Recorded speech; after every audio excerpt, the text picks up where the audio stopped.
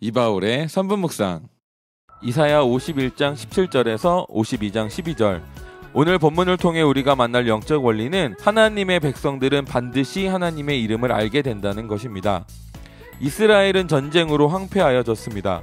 백성들은 굶주렸습니다. 하나님의 진노의 잔이 이스라엘 위에 머물러 이스라엘은 망하게 되었습니다. 그 고통 속에서 이스라엘은 하나님을 다시 찾게 되었습니다.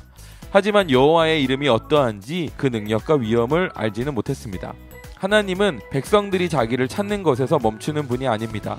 하나님은 백성들이 자신의 이름을 완전히 알기를 바라십니다.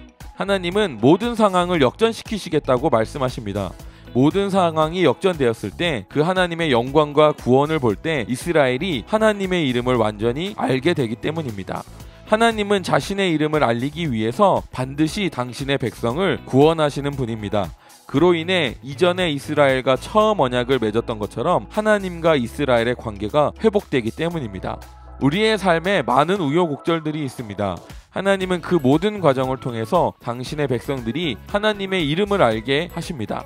힘든 일들은 하나님을 찾게 합니다. 하나님은 그저 자기를 찾는 이들을 위로하는 것에서 멈추지 않습니다. 하나님은 모든 상황을 역전시켜 주십니다. 우리로 하여금 하나님의 영광과 구원을 보게 하십니다.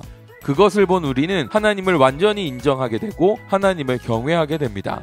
하나님과 우리가 왕과 백성이라는 바른 언약의 관계를 맺게 되는 것입니다. 이것은 참 복되고 아름다운 모습입니다. 하나님은 그 관계를 정말 열망하고 있습니다. 그래서 우리 삶에 우여곡절이 생길 때 하나님은 우리에게 달려오셔서 우리를 도와주시고 우리에게 당신의 능력을 베푸십니다.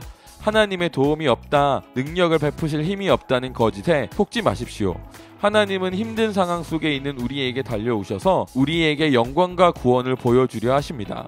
그러니 그 하나님께 나아가십시오. 주님은 우리를 도우시고 구원을 베푸시려고 준비하고 계십니다.